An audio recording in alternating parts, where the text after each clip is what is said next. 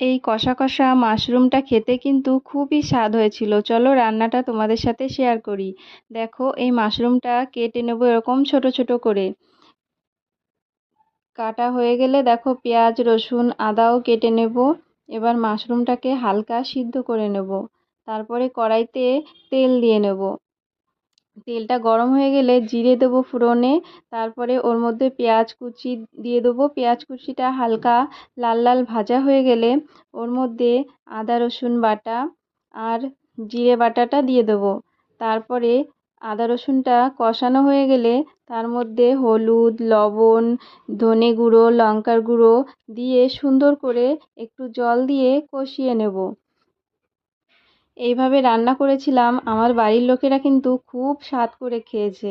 তো এবার মশলাটা দেখো একটু জল দিয়ে কষিয়ে নেওয়ার পরে সিদ্ধ করে রাখা মাশরুমটা দিয়ে নেব। মাশরুমটা দেওয়ার পরে সুন্দর করে কষিয়ে নেব। সুন্দর করে কষানো হয়ে গেলে দেখো মাশরুম থেকে তেল ছেড়ে এসেছে। এবার এর মধ্যে জল দিয়ে দেবো। হালকা কষা কষা হবে, এর জন্য বেশি জল দেবো না। এরপরে গরম মশলা দিয়ে নাবিয়ে নেব।